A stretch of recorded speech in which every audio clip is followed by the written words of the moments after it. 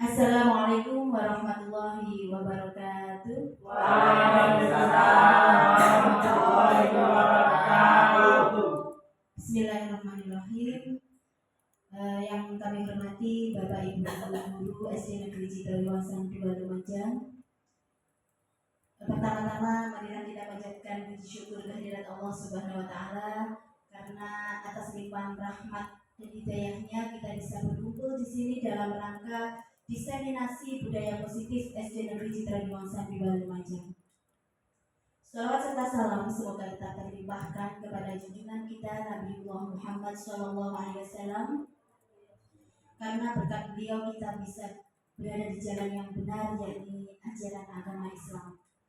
Bapak Ibu yang kami hormati, di sini saya akan berbagi pengalaman sharing dengan Bapak Ibu hebat SD Negeri Citrawiwasan 2 Lumajang, yaitu tentang budaya positif di SD Negeri Citrawiwasan 2 Lumajang.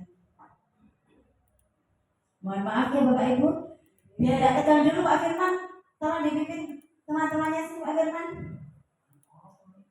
Ayo silakan Pak Firman, biar tidak tegang, biar tidak terlalu serius. Semut dan gajah, Pak Firman masih ingat ya Pak Firman? Semut dan gajah. Kalau semut biasanya bayang kita bagaimana? Kecil. Kalau gajah? Dibalik. Kecil ya udah. Oh kecil. Besar. Besar ini.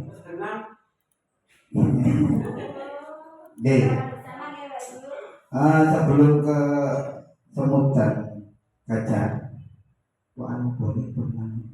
Aku gajah itu kalau gimana salah. Gajah ini.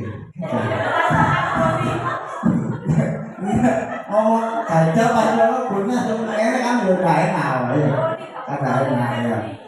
Sebelum ke semut dan gajah, Bapak Ibu Guru SD Citrawiwasan, kami mohon untuk berdiri di sebelah kanan kursi atau meja masing-masing. Oh kiri, berarti kiri semua. Kalau satu kiri semua. Pakai nenggol, kalau nenggol tegangan komplek bahaya. Kiri semua. Ya, karena ini jam-jam darurat gawat, ya kita butuh melatih konsentrasi. Apa yang saya katakan dengan yang mempraktekkan. Apa yang saya katakan dengan yang mempraktekkan. Paham oleh Ibu? Belum tegang lah, jangan tegang belum dia tegang gitu. Santai, bukan rambut gampang rambut gampang. Mantun kok, sing mantun gitu. Saya pegang kepala. Apa yang saya katakan tolong dipraktekkan. Masih ragu-ragu. Pegang kepala, hidung. Ya Allah, hidungnya ada di sini ya Allah. Pegang telinga, pegang rambut, sudah. Rambut, sudah taruh lagi. Nah, sekarang tirukan apa yang saya pegang. Tirukan apa yang saya pegang. Tolong pegang rambut, Bu. Tirukan yang saya praktekkan. Tirukan yang saya praktekkan. Tirukan yang saya praktekkan. Lagi turun. Nah, ternyata dari 90 juta guru hanya 2 yang benar. Sekarang pegang telinga. Telinga ada segini. Yang ini. Turun. Pegang rambut. Oh, sih mau terkini. Terima kasih tepuk tangan buat Bapak Ibu Guru. Terima kasih. Nggak jadi semut dan gajahnya. ini ya Bang Firman ya. Latihan konsentrasi dulu. Baik Bapak Ibu, kita lanjutkan ke materinya. Tentang budaya positif merupakan perwujudan dari nilai-nilai atau keyakinan universal yang diterapkan di suatu sekolah. Budaya positif dalam pendidikan yaitu landasan penting untuk menciptakan lingkungan belajar yang inklusif, mendukung dan memberdayakan. Nah, Bapak Ibu, ada 2 pertanyaan pemantik di sini. Bapak Ibu silakan memilih setuju atau tidak setuju. Untuk poin yang pertama, hukuman dapat mendisiplinkan murid. Apakah Bapak Ibu setuju? Setuju? Hukuman dapat mendisiplinkan murid? Bu Tuti rupanya kurang begitu setuju ini Bu Tuti. Yang lain bilang setuju, Bu Tuti hanya gini. Monggo Ibu, apakah hukuman bisa mendisiplinkan murid? Kalau menurut saya hukuman itu cenderung membuat siswa itu merasa takut gitu. Tepuk tangan semua untuk Ibu Tuti. Iya, bagus sekali Bu Tuti. Bu Tuti tidak merasa takut walaupun semuanya berpendapat setuju. Bu Tuti hanya sendirian tapi tidak setuju. Kenapa? Hukuman cenderung untuk membuat murid merasa takut. Jadi murid disiplin karena unsur takut terpaksa, tidak dari dalam diri murid sendiri. Selanjutnya yang kedua, penghargaan dapat meningkatkan motivasi belajar siswa. Bagaimana Bapak Ibu? Setuju atau tidak? Setuju semuanya? Ada yang kurang setuju? Bu Irin? Setuju kalau penghargaan dapat meningkatkan motivasi belajar siswa? Setuju. Berarti tidak ada yang tidak setuju ya ini ya. Baiklah. Oh Bu Feti silakan. Kenapa Bu Feti tidak setuju kalau penghargaan dapat meningkatkan motivasi belajar siswa? Nantinya anak-anak itu. Terima kasih Bu Isa atas waktunya. Saya tidak setuju. Kenapa? Karena nantinya menjadikan peserta didik kita itu melakukan sesuatu atas dasar imbalan. Jadi mereka meningkatkan potensi pada dirinya itu atas dasar aku ingin penghargaan dari guruku, aku ingin dapat penghargaan dari orang tuaku. Jadi seperti itu. Jadi sebenarnya itu juga tidak baik juga untuk peserta didik. Itu menurut saya. Terima kasih. Tepuk tangan semuanya untuk Bu Fenty. Iya, benar sekali Bapak Ibu. Dulu saya sebelum belajar di guru penggerak juga berpendapat sama dengan Bapak Ibu semua. Kenapa? Saya sendiri sering memberikan penghargaan kepada siswa pada saat bisa menjawab pertanyaan dari saya. Di saat siswa bisa menjawab, walaupun bentuk sederhana berupa bintang, seperti itu kan ya Bapak Ibu, ternyata itu berdampak tidak bagus terhadap siswa kita. Kenapa? Karena mereka akan mengharapkan imbalan, mengharapkan penghargaan dari apa yang mereka lakukan. Nah, suatu saat jika mereka tidak mendapatkan, jika bisa menjawab, mereka akan merasa kecewa. Jadi penghargaan itu tidak dapat meningkatkan motivasi belajar siswa karena dalam jangka waktu yang lama akan berdampak, mereka akan merasa kecewa. Baiklah Bapak Ibu, di sini kita akan mempelajari tentang konsep disiplin positif, yaitu ada perubahan paradigma belajar, disiplin positif, motivasi perilaku manusia, kebutuhan dasar, posisi kontrol guru, keyakinan kelas, dan segitiga restitusi. Perubahan paradigma belajar. Gambar apa itu Pak Firman? Gambar apa ini Pak Firman? Jotos.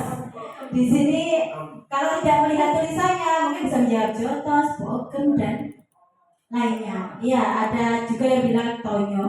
Kalau melihat tulisan di sampingnya, ini adalah kegiatan kepala tangan. Coba Bapak Ibu baca. Di sini diumpamakan A dan B. A adalah Anda, Bapak Ibu sekalian, dan B adalah teman Bapak Ibu. Sobeknya secari kertas kecil, tuliskan benda atau sesuatu yang sangat berharga untuk Bapak Ibu. Letakkan di salah satu tangan Bapak Ibu dan genggam benda tersebut dengan segala daya. Buatlah sebuah kepalan. Ibaratnya menyembunyikan sesuatu dalam kepalan tangan kita.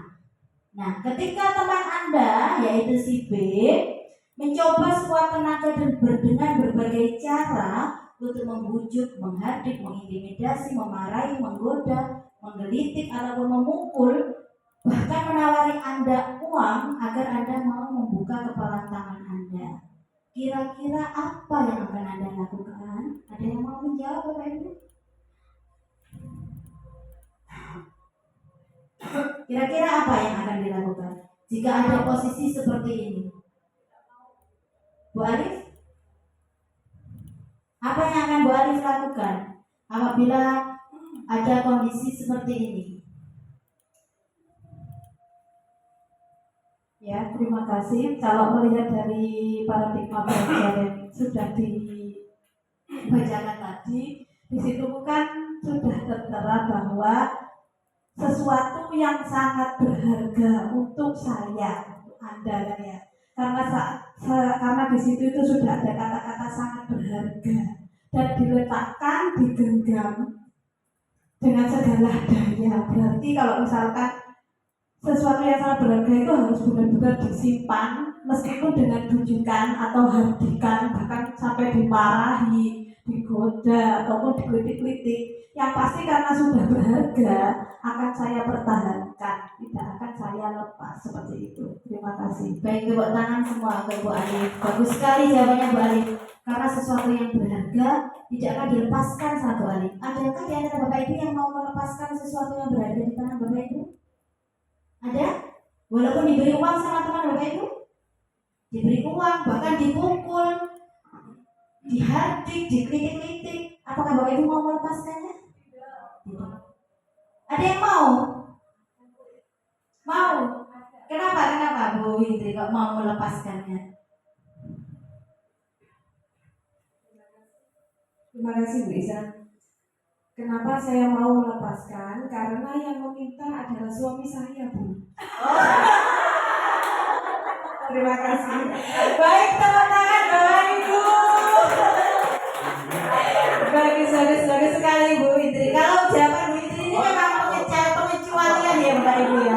Kalau sudah urusannya sama suami, ibaratnya kan kita harus terbuka dengan suami kita akan memberikan. Betul sekali. Tepuk tangan sekali lagi untuk Bu Windri. Beri tepuk hebat untuk Bu Windri ya Bapak Ibu. Tepuk hebat. Aku hebat. Kamu hebat. Semua hebat. Yes. Sekali lagi. Ayo mana nih dipimpin Mbak Roni. Aku hebat. Aku hebat. Kamu hebat. Semua hebat. Yes. Terima kasih. Iya. Betul sekali yang disampaikan Bu Indri, kalau orang yang tidak bisa ibaratnya harus terbuka dengan suami, kita akan memberikan. Tapi ini kembali jika itu orang lain, ada garis bawah. Nah, dari cerita ini bisa disimpulkan apa Bapak Ibu? Siapa yang bisa mengontrol kita? Diri kita atau orang lain? Siapa? Iya, diri sendiri. Jadi diri kita sendirilah yang bisa mengontrol kita sendiri. Sama halnya ketika kita berperilaku terhadap murid kita, anggapan kita, paradigma lama kita bisa mengontrol siswa kita. Padahal itu kurang benar. Karena apa yang bisa mengontrol adalah diri mereka sendiri. Nah, di sini kenapa dibutuhkan sebuah pembelajaran disiplin positif? Selanjutnya, ada beberapa miskonsepsi teori kontrol. Yang pertama, ini adalah sebuah ilusi guru bisa mengontrol murid. Yang benar apa? Kita tidak bisa memaksa murid untuk berbuat sesuatu jika murid memilih tidak melakukannya. Nah, teori kontrol menyatakan bahwa semua perilaku memiliki tujuan. Ini adalah miskonsepsinya, kita bisa memaksa mengontrol murid. Untuk teori kontrol yang benar, setiap perilaku memiliki tujuan.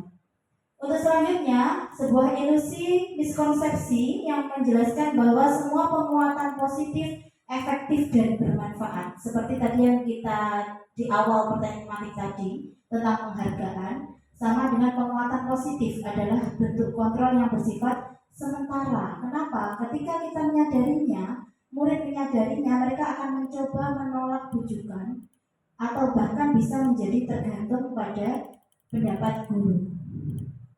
Untuk ilusi yang ketiga, orang dewasa memiliki hak untuk memaksa. Orang dewasa memiliki tanggung jawab untuk membuat murid berbuat hal-hal tertentu selama ada kemajuan berdasarkan sebuah pengukuran kinerja. Sementara ketika menyadari bahwa perilaku memaksa tidak akan efektif untuk jangka waktu yang panjang dan sebuah hubungan, maka akan terjadi sebuah permusuhan. Selanjutnya yang terakhir yaitu ilusi bahwa kritik dan membuat orang dewasa bersalah dapat menguatkan karakter. Kritik dan rasa bersalah untuk mengontrol murid menuju identitas gagal. Mereka belajar untuk merasa buruk tentang diri mereka atau menganggap diri mereka buruk. Jadi disalahkan terus sama gurunya. Berarti aku semua sudah di bagusnya. Jadi jangan sampai kita seperti itu membuat murid merasa bersalah. Baik. Itu selanjutnya. Nah, bagaimana seseorang bisa berubah dari paradigma lama yaitu stimulus respon kepada paradigma baru yaitu tentang pendekatan teori kontrol oleh Dr. William Glasser, seorang psikologi dari Amerika Serikat ini Bapak. Nanti banyak membaca lagi ya Bapak Muslimin. Silakan mendaftar guru penggerak untuk selanjutnya Bapak Muslimin, nanti akan menemukan ilmu-ilmu baru. Selanjutnya Stephen R. Covey mengatakan bahwa jika kita ingin membuat kemajuan perlahan, maka sedikit-sedikit ubahlah sikap atau perilaku Anda. Namun bila ingin memperbaiki cara-cara utama kita, maka kita perlu mengubah kerangka acuan kita. Ubahlah bagaimana Anda melihat dunia, bagaimana Anda berpikir tentang manusia, dan ubahlah paradigma Anda, skema pemahaman dan penjelasan aspek-aspek tertentu tentang realitas atau kenyataan. Nah, di sini ada perubahan paradigma yang awalnya stimulus respon, kemudian berganti ke teori kontrol. Bisa Ibu baca, realitas kebutuhan kita sama, berdasarkan teori kontrol kebutuhan setiap orang berbeda. Jadi kita tidak bisa ngantem kromo istilahnya gitu ya. Jadi tidak bisa karena kita pada dasarnya mempunyai kebutuhan yang berbeda. Semua orang melihat hal yang sama berdasarkan teori kontrol, perubahannya setiap orang memiliki gambaran yang berbeda dan seterusnya seperti itu. Dari sini ada pertanyaan Bapak Ibu? Lanjut Pak Muslimin, silakan. Flashback. Ini. Saya mau tanya tentang Ke pertanyaan pemantik. Tidak apa-apa. Silakan. Terima kasih. Untuk yang penghargaan, tadi dibilang penghargaan itu sesuatu yang sifatnya adalah ketika anak diberikan penghargaan akan apa? Anak itu ketika mendapat sesuatu ada. Akhirnya tidak bisa memotivasi siswa. Saya kurang sedikit setuju sebenarnya. Karena penghargaan sendiri itu ada beberapa macam. Penghargaan sendiri tidak berupa barang juga bisa, berupa pujian pun juga bisa. Jadi penghargaan dapat meningkatkan motivasi belajar siswa itu juga benar sebenarnya. Tapi dilihat dari garis besarnya penghargaan itu. Karena kalau penghargaan berupa barang mungkin anak mengharapkan sesuatu akun oleh barang. Berarti ada sesuatu yang diharapkan.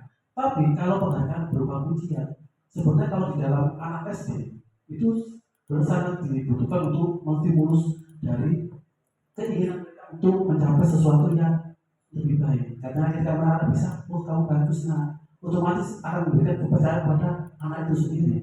Jadi garis besarnya penghargaan itu jangan diartikan berupa barang, tapi berupa pujian itu sangat penting untuk meningkatkan motivasi belajar siswa. Jadi sebenarnya itu setuju, ada 50-50 itu dilihat dari garis besarnya penghargaan itu sendiri. Kalau barang ya monggo dapat, kalau barang itu artinya anak-anak itu mengharapkan oleh barang, artinya dia itu ada dituju oleh barangnya itu. Tapi kalau penghargaan secara lisan, pujian itu kalau kategorinya anak SD, saya rasa sangat dibutuhkan. Terima kasih Bu. Baik, terima kasih atas pendapatnya Pak Muslimin. Bapak Ibu, kita beri tepuk yang meriah untuk Pak Muslimin atas idenya, atas gagasannya.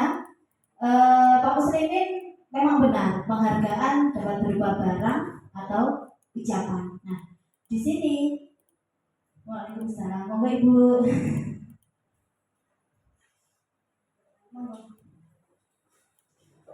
Kami ucapkan selamat datang kepada yang terhormat Ibu Khairatul Nisa selaku Kepala SD Negeri Citra Dewasa 2 Lumajang. Mohon izin untuk melanjutkan diseminasi Ibu. Baik Bapak Muslimin, di sini dari apa yang saya pahami dipelajari di guru penggerak itu, penghargaan itu cenderung untuk membuat siswa itu mengharapkan imbalan. Nah di sini berupa cenderung ke barang kalau menurut saya. Kalau ucapan apa itu ke apresiasi. Jadi kita memberikan apresiasi kepada siswa. Kalau menurut pendapat saya seperti itu. Ya, memang setiap orang berbeda pendapat. Ya, kalau memang penghargaan yang berupa tidak berupa barang atau berupa lisan bisa memotivasi belajar siswa. Tidak apa-apa, kita terima ya Bapak Ibu. Tapi mungkin bisa kita ganti lagi dengan kata bentuk apresiasi. Karena apa, kalau kata penghargaan itu kayaknya cenderung yang berharga, kan dari kata harga itu mungkin. Bisa diterima ya Pak Muslimin ya? Sepakat ya? Agak belajar. Karena saya tahu itu juga masuk ke dalam penghargaan yang bersifat pujian. Iya, dari ucapan. Ya, baik. Itu saya dapat. Ya, tidak apa-apa. Kita sepakat juga, ya. Tepuk tangan, ya. Terima kasih Pak Muslimin. Tidak apa-apa, berbeda pendapat. Kita tetap satu. Intinya kita mau membangkitkan motivasi belajar dari siswa atau murid kita. Kita lanjutkan nih Bapak Ibu. Ada lagi yang mengajar Pak Muslimin sebelum menuju ke materi selanjutnya? Belum, tenang saja. Kita kembali ke ini sudah nih para perubahan paradigma belajar dari stimulus respon ke teori kontrol. Nah, sekarang kita ke disiplin positif. Nah, apa arti disiplin? Disiplin sendiri berasal dari kata disiplina yang artinya belajar. Nah, disiplin pada umumnya sesuatu yang dilakukan seseorang untuk mendapatkan kepatuhan.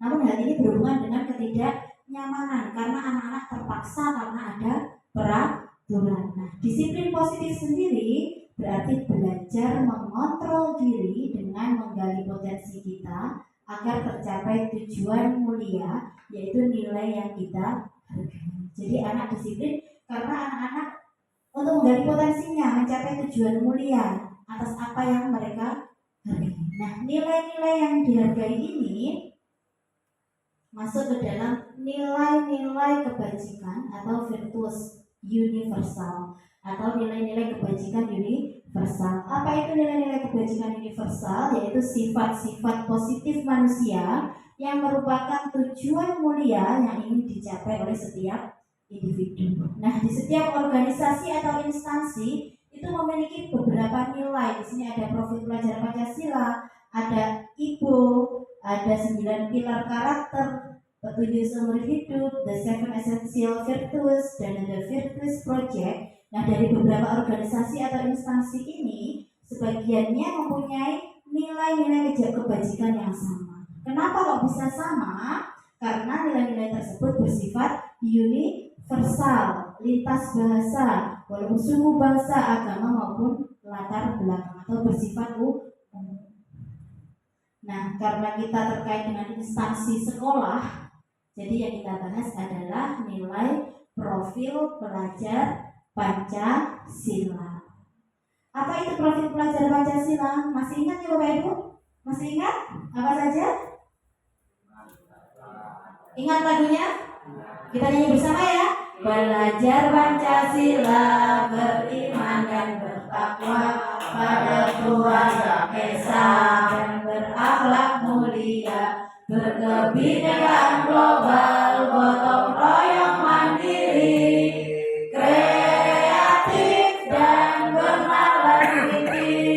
Baik, terima kasih Bapak Ibu. Jadi profil pelajar Pancasila merupakan nilai-nilai kebajikan yang diharapkan bisa diraih oleh murid kita sehingga bisa menjadi ciri karakter dan kompetensi berdasarkan nilai-nilai luhur Pancasila. Selanjutnya, sekarang kita refleksi ke diri kita sendiri. Mari kita tanyakan kepada diri kita sendiri, bagaimana kita berperilaku. Yang kedua, mengapa kita melakukan sesuatu. Selanjutnya, apakah kita melakukan sesuatu karena adanya dorongan dari lingkungan atau karena ada dorongan yang lain. Bagaimana menurut Bapak Ibu? Pernahkah Bapak Ibu melakukan sesuatu untuk mendapatkan senyuman, sekedar senyuman? Wah, aku ya apa caranya ya biar Pak Firman bisa tersenyum padaku, misalkan seperti itu. Pernahkah Bapak Ibu seperti itu? Bu Lia mungkin pernah seperti itu Bu Lia? Oh, tidak pernah. Iya. Atau untuk mendapatkan hadiah? Wah, aku biar mendapatkan hadiah. Saya aja mepet aja sama Bunda Tutik nanti biar dapat hadiah dari Bunda Tutik. Atau mungkin biar dapat uang, mepet aja ke Bu Indri. Wah, Bu Indri sih bawa duit, ya bawa uang, ini tak mepet aja biar dapat uang. Apalagi kira-kira alasan orang melakukan sesuatu. Ada yang pernah berpikir ke sana Pak Ibu? Selama ini kita melakukan sesuatu atas dasar apa? Iya Pak Firman, pakai mic-nya. Melakukan sesuatu karena apa? Karena kemauan diri sendiri. Karena kemauan diri sendiri. Berarti berpegang teguh pada nilai-nilai yang dihargai Pak Firman. Tepuk tangan semuanya buat Bapak Firman. Ya, karena kebutuhan. Kebutuhan. Iya, tapi tetap unsurnya dari diri sendiri. Baiklah, kita akan belajar tentang motivasi perilaku manusia. Di sini berdasarkan pendapat dari Diane Gossen dalam bukunya Restructuring School Discipline. Motivasi perilaku manusia ada 3. Yang pertama untuk menghindari ketidaknyamanan atau hukuman. Yang kedua untuk mendapatkan imbalan. Dan yang terakhir untuk menghargai diri sendiri. Nah, untuk yang pertama, untuk menghindari ketidaknyamanan dan hukuman dan mendapatkan imbalan ini masuk dalam kategori motivasi eksternal atau dari luar diri. Sedangkan untuk menghargai diri sendiri ini masuk dalam kategori internal. Nah, tugas kita sebagai guru, mari kita ubah dari hal yang lama yang ibaratnya kita menginginkan murid belajar itu karena ini ketidaknyamanan, takut nanti tidak belajar dan mengerjakan PR dihukum. Kita ubah sekarang bagaimana kita bisa membangkitkan motivasi internal dari murid-murid kita. Mari kita sama-sama belajar bagaimana meningkatkan motivasi internal murid kita.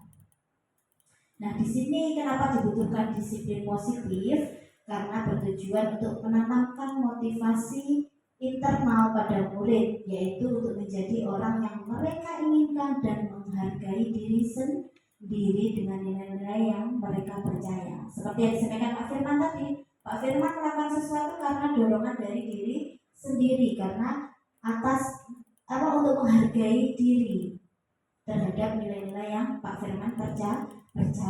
Ketika murid-murid kita memiliki motivasi tersebut, maka murid-murid kita telah memiliki motivasi intrinsik yang akan berdampak dalam jangka panjang. Motivasi yang tidak terpengaruh pada adanya hukuman ataupun hadiah.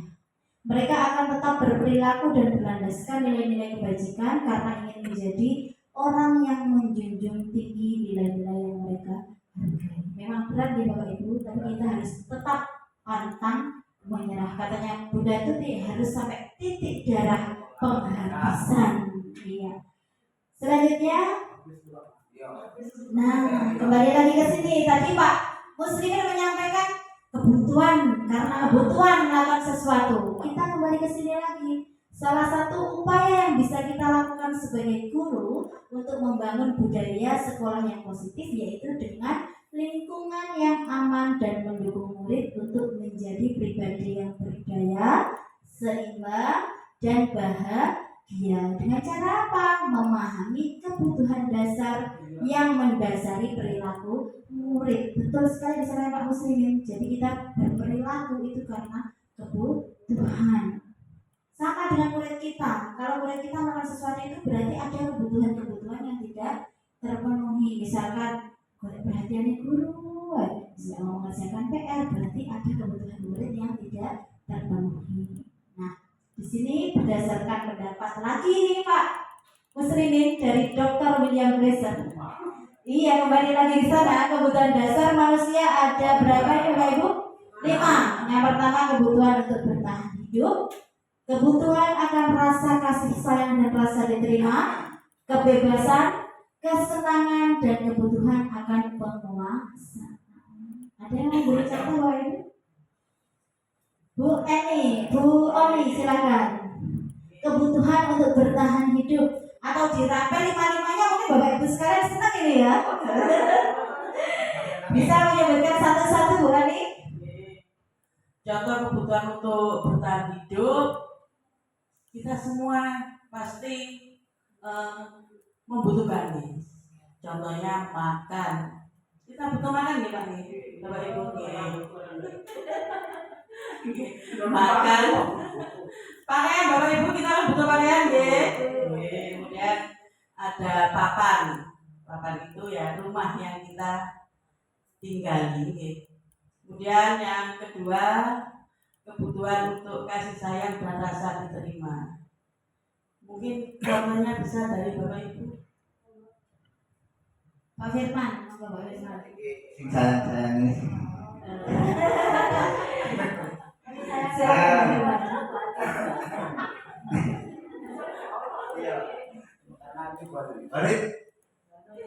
Contoh dari kasih sayang dan rasa diterima mungkin bisa kami ambil contoh di tim futsal anak-anak SD itu 2 yang awalnya mereka sebetulnya mereka memiliki kemampuan, tapi karena mereka terbebani dengan nama besar ayahnya, nama besar sekolah, dan tertekan dengan binaan dan dari tim-tim lawan, jadi mereka tidak bisa menentukan kemampuan terbaik.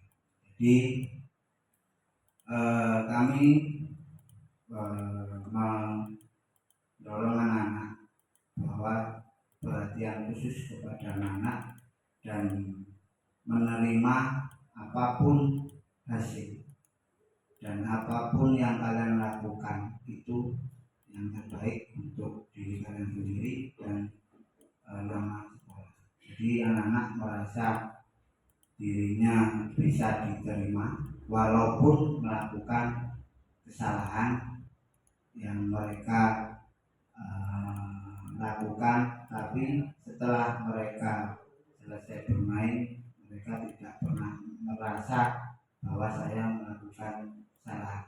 Terkadang penilaian banyak orang 1000 kebaikan akan hilang dengan 1 kesalahan. Bagus sekali pendapatnya Pak Firman dan Ibu Oni, betul sekali Pak Firman. Jadi kita harus ibaratnya memberikan kepercayaan kepada siswa kita, memberikan dorongan bahwa kita menerima dengan segala kondisi dan potensi yang dimiliki anak didik kita atau murid-murid kita. Tugas kita untuk membangkitkan motivasi internal tanpa adanya unsur keterpaksaan atau beban karena memiliki ayah pemain sepak bola ataupun nama besar SD kita yang sering mendapat juara di futsal. Baik, bagus sekali untuk kebebasan. Mungkin ada yang bisa menyampaikan? Ya, Bria.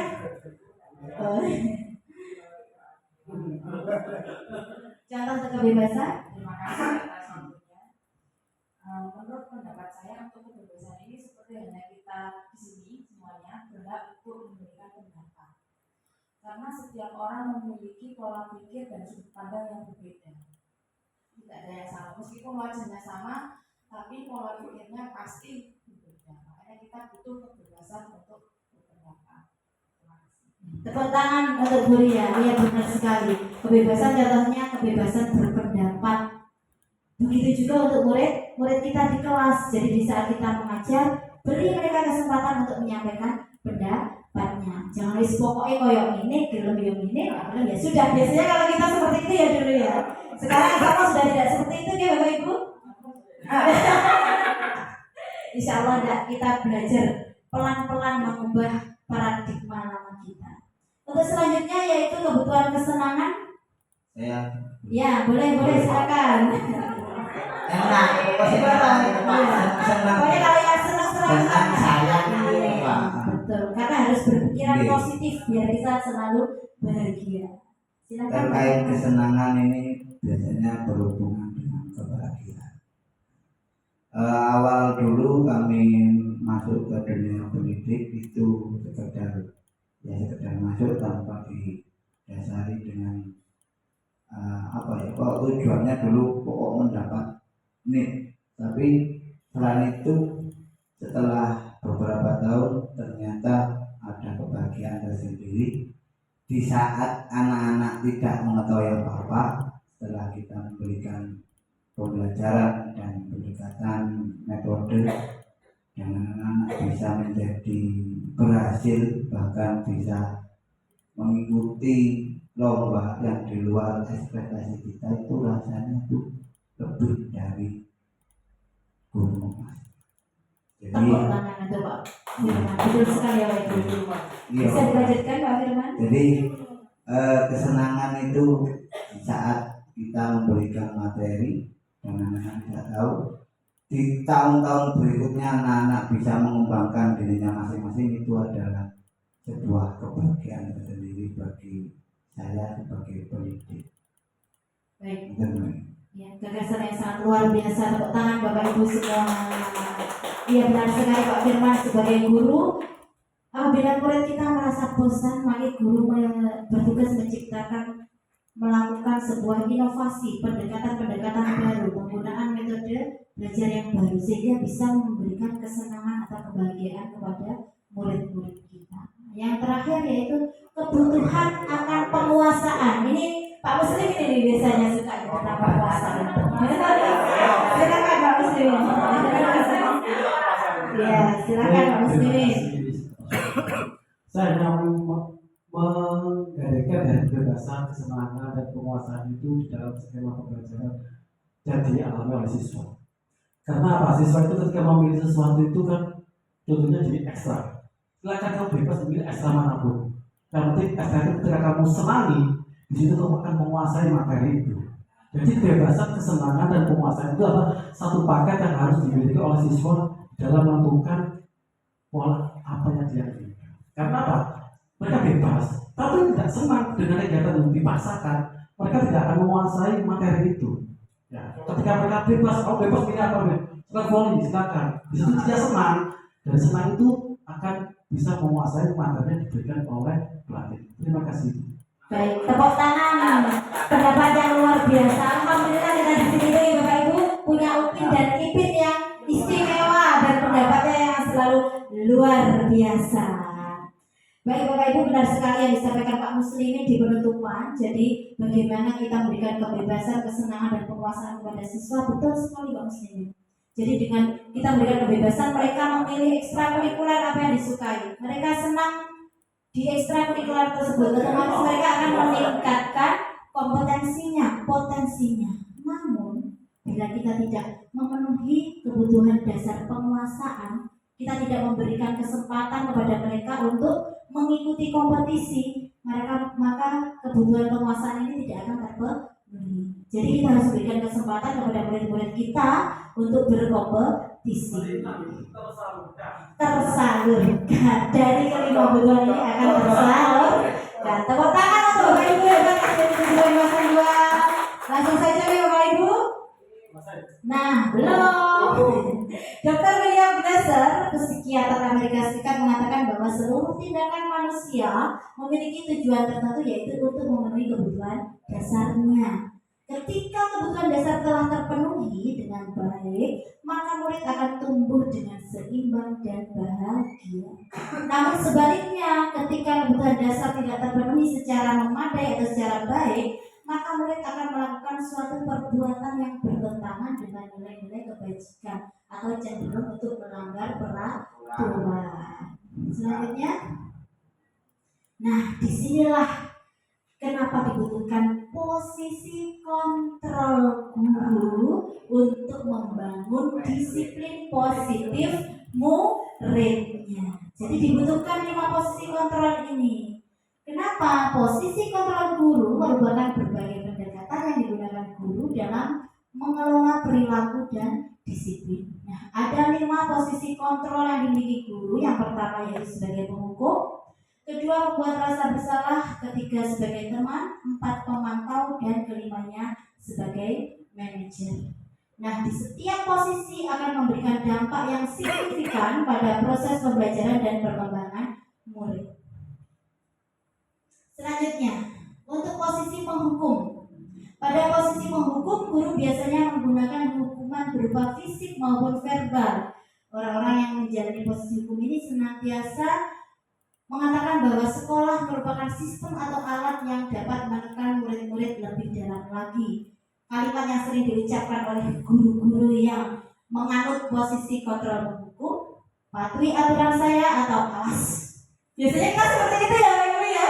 Iya, dulu seperti itu. Kalau sekarang salah tidak ya Pak Anam ya? Tidak.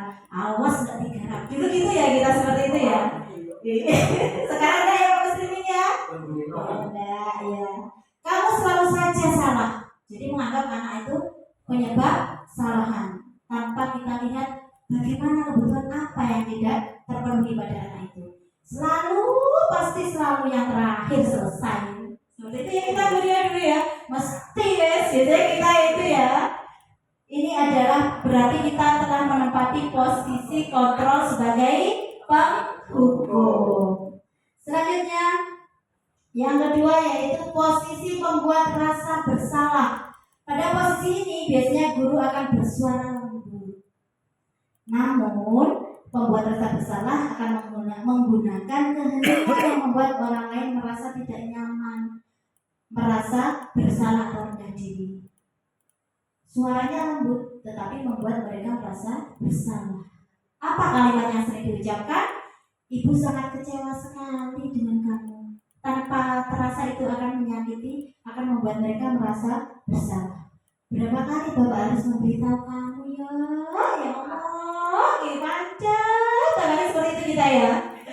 Selanjutnya, gimana coba kalau orang tua kamu tahu kamu berbuat begini? Kira-kira mereka akan merasa semakin minder atau tidak coba itu? Ya, semakin minder, merasa bersalah karena apa? Telah menyakiti orang-orang yang mereka sayangi, guru, orang tua. Jadi murid akan memiliki penilaian diri yang buruk tentang diri mereka sendiri. Berarti aku kita nyerong elek. Akhirnya pilihan mereka akan selalu negatif. Murid merasa tidak berharga. Terus sampai besok aku tidak kira iso. Akhirnya mereka tidak akan pernah mau belajar. Mengecewakan orang-orang yang telah mereka sayang. Selanjutnya, posisi kontrol sebagai teman. Nah, di sini sebagai teman yang sedang tren saat ini kayaknya ini Bapak Ibu ya. Kenapa? Karena sebagai teman, guru tidak akan menyakiti murid. Namun mereka tetap berupaya mengontrol murid melalui persuasi, ajakan. Posisi teman pada guru bisa berdampak negatif maupun positif. Kalimat yang biasa diucapkan guru apa? Ayo bantulah demi Bapak Ibu. Ayo ingat tidak bantuan Bapak Ibu selama ini. Berarti kayak apa ya? Ngelingno, mudat-mudat kalau bahasanya orang Jawa ya. Ya sudah, kali ini tidak apa-apa. Nanti ibu bantu bereskan. Jadi seorang sebagai teman, murid akan merasa dikecewakan dan tidak mau lagi berusaha. Alah, sudah digarap. Yang guru ini loh, tidak apa-apa, kok dihilangi. Pasti seperti itu. Ini berarti kita memposisikan sebagai teman. Untuk posisi kontrol yang keempat yaitu sebagai pemantau. Sebagai pemantau, guru bertindak berdasarkan peraturan-peraturan atau konsekuensi sehingga dapat memisahkan hubungan pribadi dengan murid. Iya, kalau di SMP SMA itu cenderung guru BK. Karena sendiri ucapkan apa? Peraturannya apa? Apa yang telah kamu lakukan? Tahu kan sanksinya? Jadi itu termasuk posisi pemantau. Di sini pemantau sangat mengandalkan penghitungan catatan. Jadi mereka punya catatan sebagai bukti perilaku pelanggaran murid muridnya. Pak Ana ada pertanyaan sampai sini Pak Ana? Lanjut. Oke. Selanjutnya yang terakhir nih Bapak Ibu, posisi kontrol yang terakhir yaitu posisi kontrol manager, di mana pada posisi ini guru berbuat sesuatu bersama dengan muridnya untuk mempertanggungjawab perilakunya, untuk mempertanggungjawabkan perilakunya, mendukung murid agar bisa menemukan solusi atas permasalahannya. Nah, di sini kalimat yang sering kita ucapkan, apa yang kita yakini, kita kembalikan kepada keyakinan kelas. Apa kamu meyakininya? Jika kamu meyakininya, apakah kamu bersedia memperbaikinya?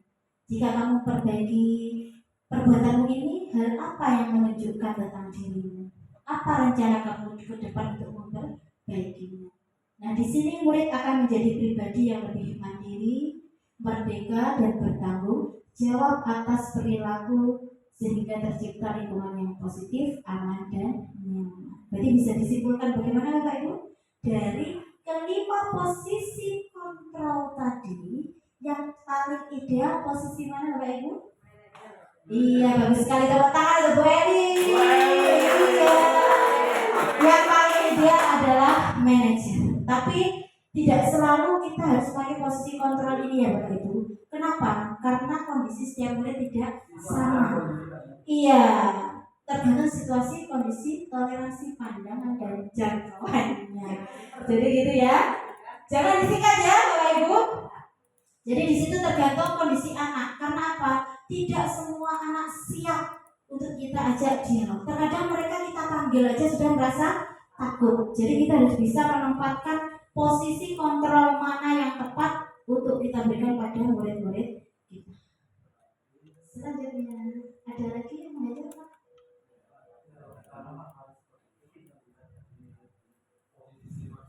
Iya, kita harus lihat. Iya, betul sekali Pak Muslimin. Jadi posisi kontrol kita tepat, ibaratnya sesuai dengan kita pakai, kita lakukan sesuai dengan kondisi siswa kita. Namun yang paling ideal, yang paling bagus, iya, untuk membentuk karakter atau membuat disiplin positif adalah posisi manajer. Nah, ini contoh penerapan 5 posisi kontrol. Dengan kasus murid tidak mengerjakan PR. Sebagai penghubung, guru akan menghukum berdiri dengan satu kaki di depan. Jelas ya di sini? Itu berarti menempatkan posisi penghubung. Iya, betul sekali Bu Eli. Punya pengalaman Bu Eli? Dihukum gurunya? Oh iya, terus Pak Firman, mic-nya Pak Firman. Masih ingat karena apa? Di kala SD itu menurut saya banyak sekali kenangan-kenangan yang tidak terlupakan. Umurnya apa? Silakan Bu Eli. Bapak Ibu, halo, coba beri kesempatan untuk Bu Eli dulu. Silakan Bu Eli. Pengalaman saya dulu waktu SD, karena tidak mengerjakan PR, akhirnya saya disuruh maju di depan teman-teman saya. Akhirnya saya jadi malu sekali. Sangat membekas sampai sekarang ya Bu Eli. Sampai sekarang. Iya, itulah Bapak Ibu kenapa kita harus melakukan sesuatu itu yang sesuai, jangan yang memikirkan bagaimana dampaknya terhadap murid-murid kita. Seperti Bu Eli ini dulu dihukum ternyata sampai membekas sampai sekarang. Paling tidak bisa jadi pembelajaran ya Bu Eli, biar Bu Eli tidak memperlakukan muridnya dengan hal yang sama. Selanjutnya membuat rasa bersalah. Guru yang menerapkan posisi kontrol ini akan mengucapkan berapa kali ibu memberitahu. Ibu sangat kecewa denganmu. Walaupun kata-katanya halus, cuman membuat murid merasa bersalah. Selanjutnya, sebagai teman, ya sudah, tidak apa-apa. Nanti ibu mengerjakan. Ibu bantu mengerjakan. Berarti ini apa ini? Membuat murid tidak mau berusaha lagi, ngenteng nih, misalnya gitu. Pemantau, kalau tidak mengerjakan PR, tahu kan konsekuensinya apa? Jadi langsung tanya ke konsekuensi tanpa bertanya dulu kenapa tidak mengerjakan PR. Nah, yang terakhir sebagai manajer, tanya dulu apakah kamu tahu kesalahanmu, keyakinan kelas apa yang telah kamu langgar, dan apa yang akan kamu lakukan untuk menyelesaikannya. Jadi di sini ada kolaboratif antara guru dengan siswa. Jadi mereka akan menyadari kesalahannya. Nah, satu saja pertanyaan. Posisi kontrol apakah aku? Kamu terlambat 15 menit. Apakah kamu tahu konsekuensi yang harus dilakukan apabila terlambat? Posisi kontrol apa ini Bapak Ibu? Manajer? Ayo, posisi kontrol apa itu? Ada konsekuensi. Apa kamu tahu konsekuensinya? Tadi apa yang konsekuensinya? Manajer? Kita lihat bersama ya Bapak Ibu. Memang jam-jamnya jam rawan ini memang. Ada yang punya jawaban lain? Ayo, apa Bu Ria? Bu Ria mungkin Bu Ria. Pak Firman. Coba Bu Ria apa Bu Ria? Enggak apa-apa. Bu Ria apa menurut Bu Ria? Kalau menurut saya memantau. Pemantau. Tepuk tangan Bapak Ibu semua. Di sini ada clue-nya di situ. Konsekuensi tadi. Apa? Tepuk tangan semua untuk Bu Ria lagi. Adalah posisi pemantau. Kemarin saya mengerjakan post-test juga salah Bu Ria. Karena salah itu akhirnya sekarang saya ingat. Karena apa Bapak Ibu? Kesalahan itu akan jadi guru yang paling berharga. Jadi jangan takut melakukan kesalahan. Kegagalan adalah kesuksesan yang tertunda. Lanjut. Nah, sekarang kita menginjak kepada keyakinan kelas, yaitu merupakan kesepakatan kelas yang diyakini bersama murid dan guru dengan harapan dapat menciptakan disiplin positif. Mengapa harus keyakinan kelas, tidak peraturan kelas saja? Yang bisa menjawab? Bibita? Ada yang bisa jawab? Mengapa kok keyakinan kelas, tidak peraturan kelas saja?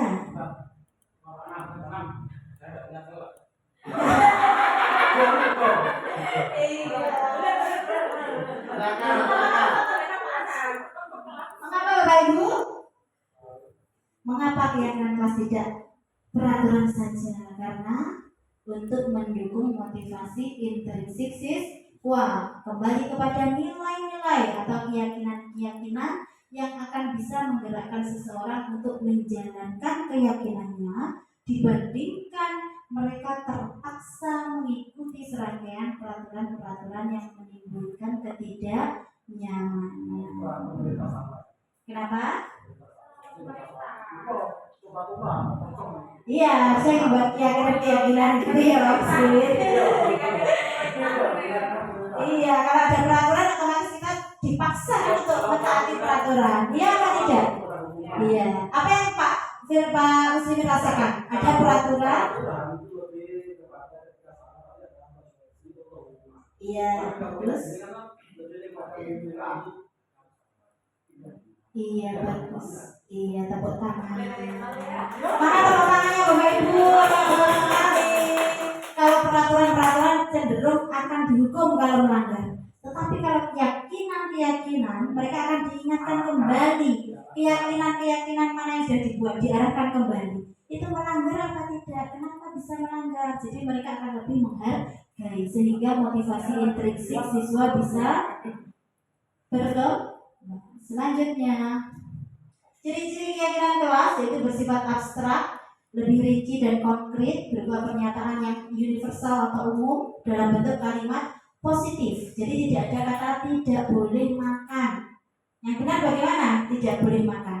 Misalkan di dalam kelas, tidak boleh makan di dalam kelas. Kalau diubah ke kalimat negatif,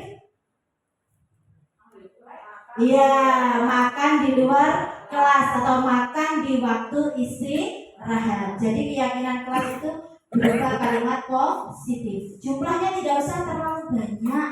Kenapa? Kalau banyak anak-anak justru tidak akan mau mengingat dan memahaminya. Kakek keyakinan tambah bingung. Jadi cukup sedikit yang tidak terlalu banyak. Kemudian melibatkan semua warga kelas melalui kegiatan curah pendapat.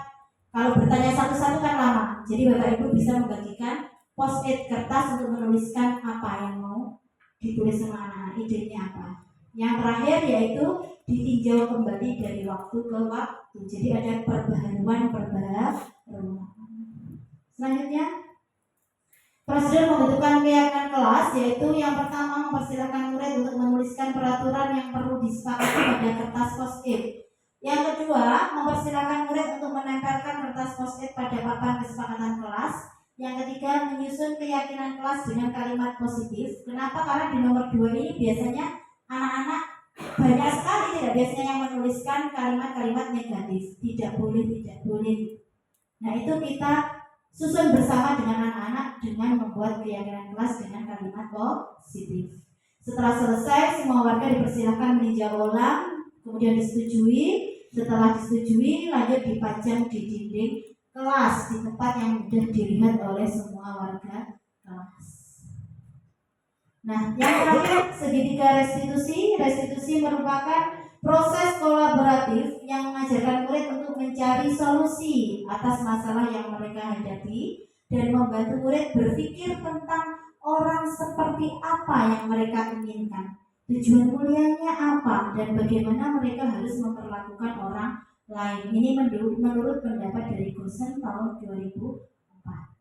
Nah, restitusi merupakan menciptakan kondisi bagi murid untuk memperbaiki kesalahan mereka sehingga mereka bisa kembali ke kelompok mereka dengan karakter yang lebih kuat. Restitusi bukan untuk menebus kesalahan, tapi mereka belajar dari kesalahan. Kalau hukuman kan cenderung menebus kesalahan. Nah, berikut adalah tahapan segitiga restitusi, ada 3, yaitu yang pertama menstabilkan identitas, yaitu untuk membuat anak merasa gagal karena berbuat salah menjadi positif, berpikiran positif terhadap diri mereka. Yang kedua, validasi tindakan yang salah, yaitu membantu murid mengenali basic needs atau kebutuhan dasar yang ingin dipenuhi ketika melakukan kesalahan. Yang terakhir, menanyakan keyakinan. Anak melihat kesalahannya dihubungkan dengan norma sosial dan nilai-nilai yang mendasari manusia berinteraksi dengan orang lain. Nah, menstabilkan identitas itu biasanya diucapkan dengan kata-kata ini: berbuat salah itu tidak apa-apa. Tidak ada manusia yang sempurna. Saya juga pernah melakukan kesalahan. Bapak Ibu tidak tertarik mencari siapa yang salah, tapi Bapak Ibu ingin mencari solusi dari permasalahan. Jadi kita tidak langsung menjustis anak-anak itu salah. Kita stabilkan dulu identitasnya. Karena apa? Biasanya kalau anak bertengkar, emosi, langsung kita marahin, apa yang terjadi? Mereka akan semakin marah. Tapi kita tenangkan dulu dalam kondisi emosionalnya, kita tenangkan dulu, kita stabilkan dulu identitasnya. Terus selanjutnya, yang kedua, validasi tindakan yang salah. Padahal kamu bisa melakukan yang lebih buruk dari ini. Kamu pasti punya alasan mengapa melakukan hal itu. Jadi kita gali dulu. Ini terkait dengan kebutuhan dasar apa yang tidak terpenuhi oleh mereka. Kalau sering bertengkar, berarti kebutuhan dasar apa yang tidak terpenuhi oleh mereka? Tidak diterima atau tidak dihargai. Berarti kebutuhan akan rasa kasih dan sayang. Kamu patut bangga pada dirimu karena telah melindungi sesuatu yang penting buatmu, dan seterusnya. Yang terakhir, menanyakan keyakinan. Apa yang kita percaya sebagai keluarga atau sebagai kelas di kelas kita? Apa nilai-nilai umum yang kita sepakati? Apa bayangan kita tentang kelas yang ideal? Kamu ingin menjadi orang seperti apa? Nah, ini dihubungkan dengan nilai-nilai kebajikan ini. Baiklah Bapak Ibu, sudah selesai konsep tentang disiplin positif. Di sini saya akan berbagi pengalaman, yaitu penerapan keyakinan kelas dan segitiga restitusi sebagai perwujudan budaya positif di SD Negeri Citra Dewangsan 2 Lumajang. Proses pembuatan keyakinan kelas.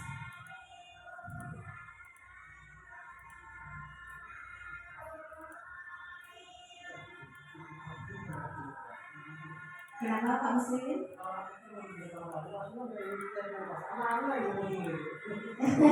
Tidak apa-apa, dicoba aja.